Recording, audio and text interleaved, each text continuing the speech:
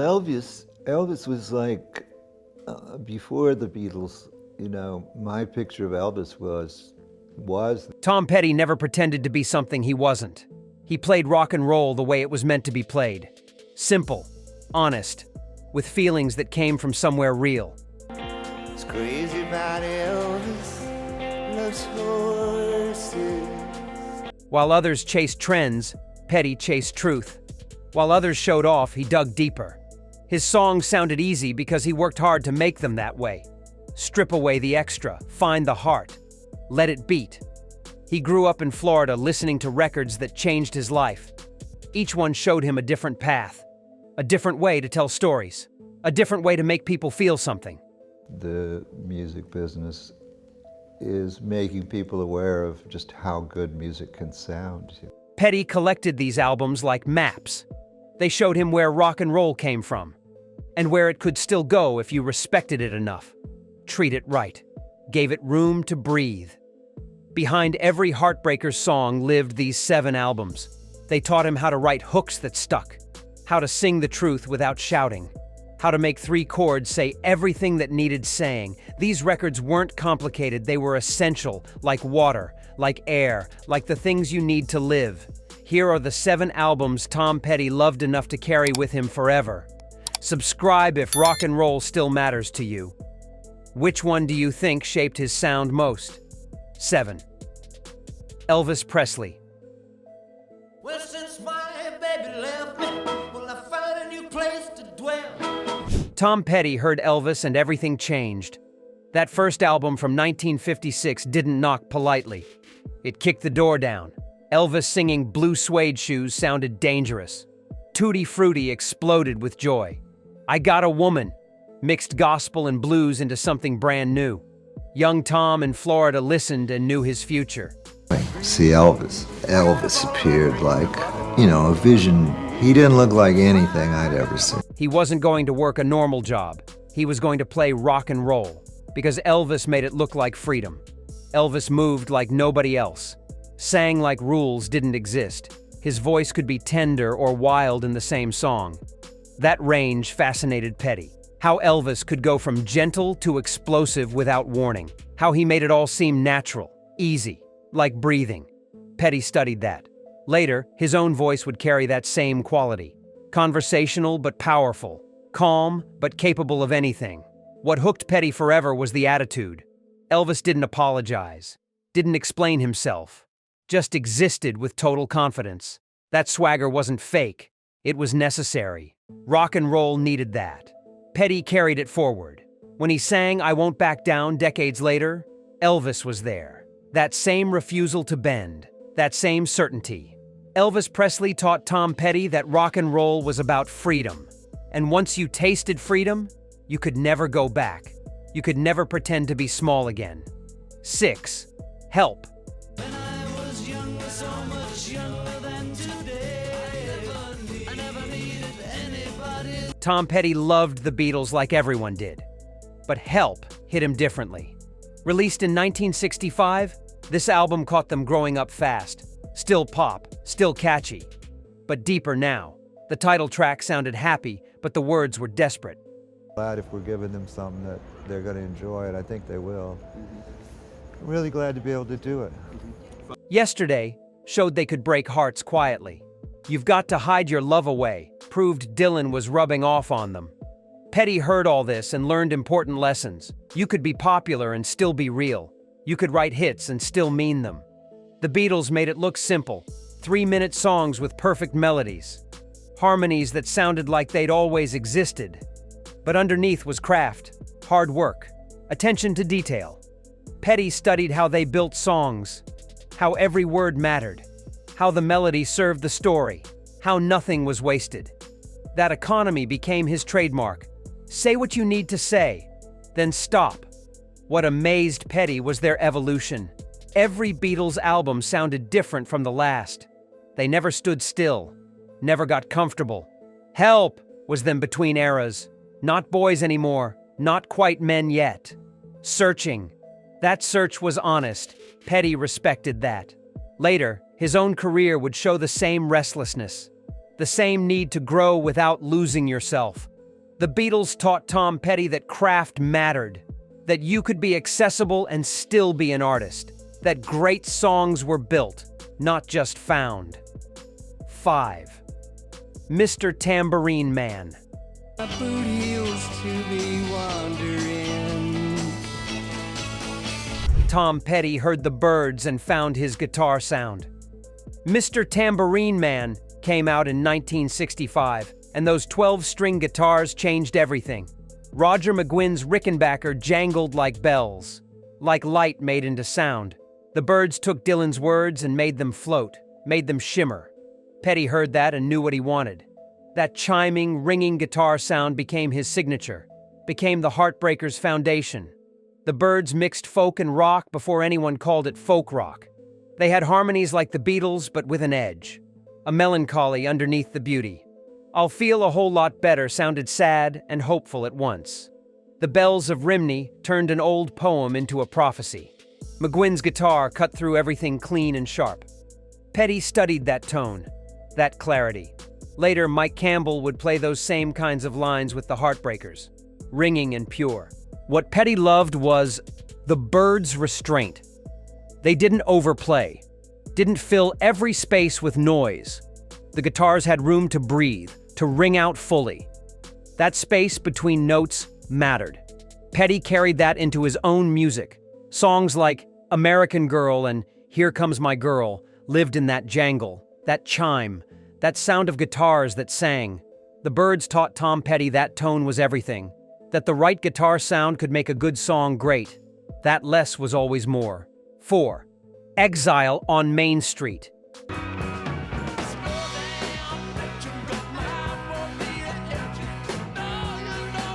Tom Petty called Exile on Main Street the greatest rock album ever made. Released in 1972, it was messy, sprawling, and completely alive.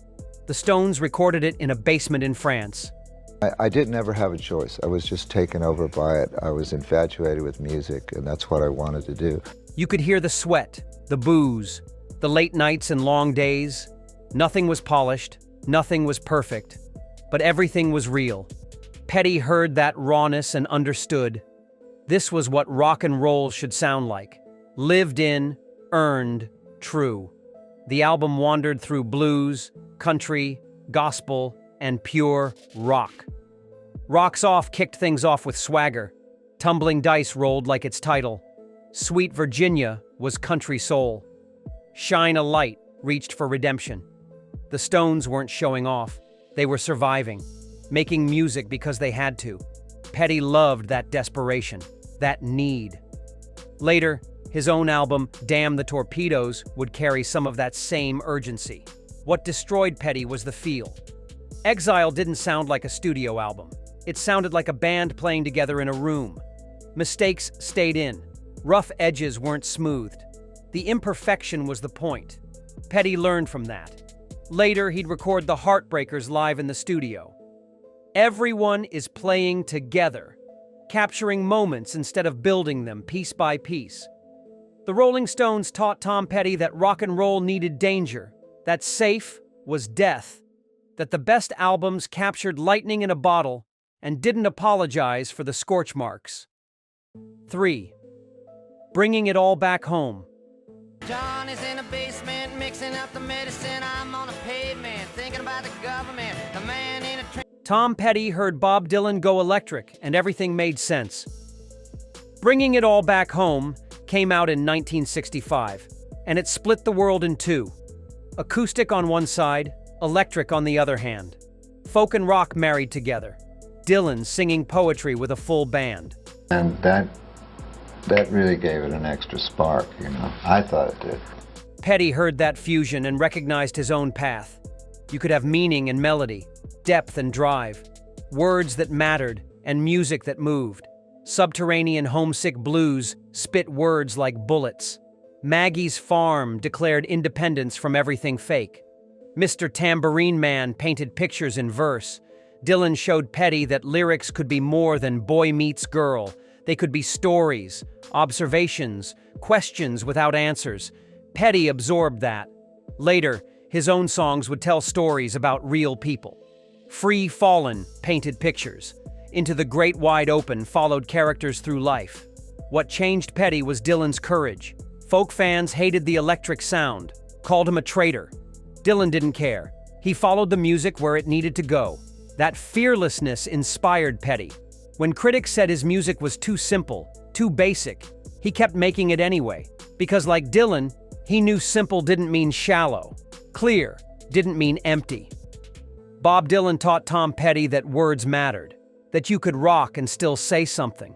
That follows your gut beat following the crowd every single time. 2. The Animals.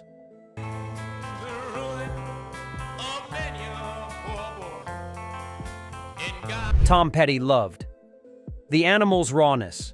Their first American album from 1964 hit like a fist wrapped in velvet.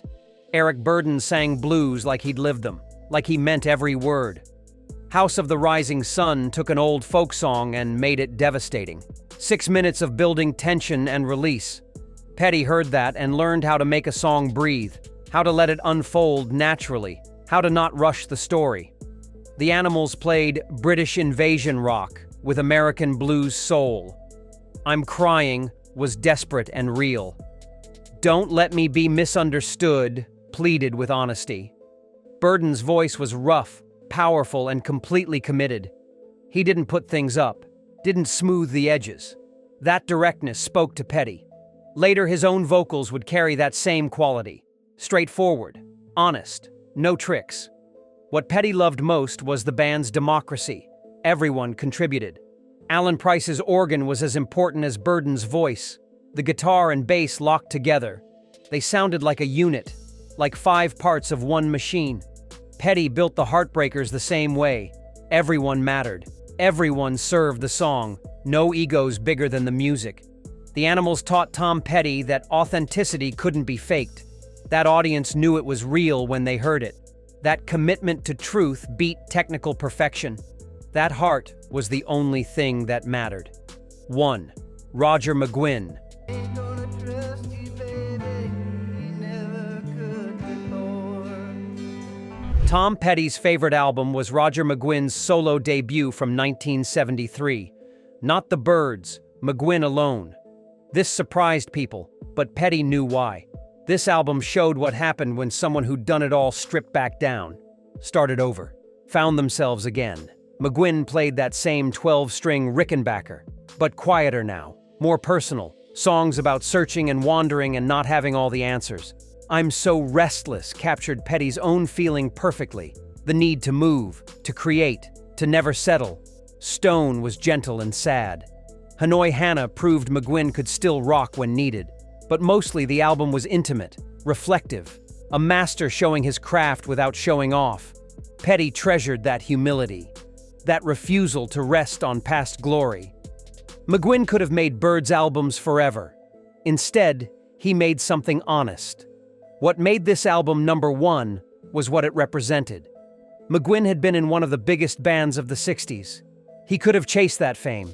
Instead, he made quiet, personal music. He stayed true even when it wasn't popular.